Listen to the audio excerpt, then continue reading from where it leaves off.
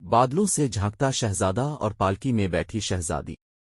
ایک دور میں ایک جادوئی بادشاہت تھی جہاں بادل الفاعتی ہوئے محل تھے اور پھولوں سے بنے راستے تھے۔ اس بادشاہت میں ایک شہزادی رہتی تھی جس کی آنکھیں ستاروں کی طرح چمکتی تھیں اور بال سونے کے تاروں کی مانند چمکتے تھے۔ وہ اکثر اپنی پالکی میں بیٹھ کر بادلوں میں سیر کرتی تھی۔ ایک دن جب شہزادی اپنی پالکی میں بادلوں میں سیر کر رہی تھی تو اس نے دیکھا کہ ایک شہزادہ بادلوں کے پیچھے سے جھانک رہا ہے۔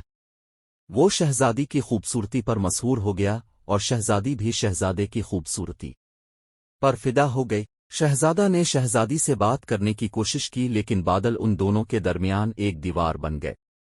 دونوں نے ایک دوسرے کو تلاش کرنے کی کوشش کی لیکن کامیاب نہ ہو سکے۔ ایک دن شہزادی کو ایک پرانی کتاب ملی جس میں لکھا تھا کہ اگر وہ ایک خاص پھول تلاش کر لے تو وہ بادلوں کو پار کر کے شہزادے سے مل سکتی ہے۔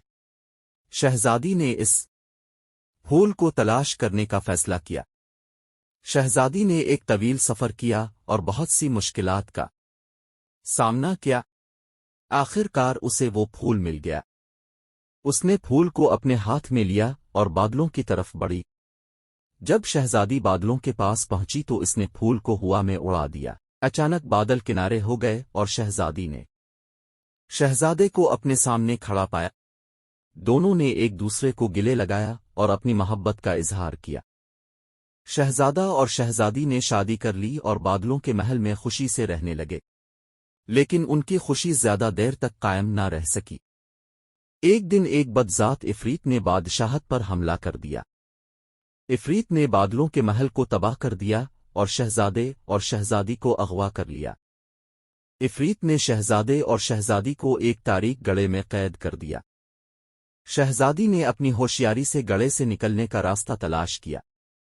اس نے عفریت کے محل میں گھس کر اس کی جادوئی چھڑی چوری کر لی۔ شہزادی نے چھڑی کی مدد سے گڑھے کا دروازہ کھولا اور شہزادے کو آزاد کر دیا۔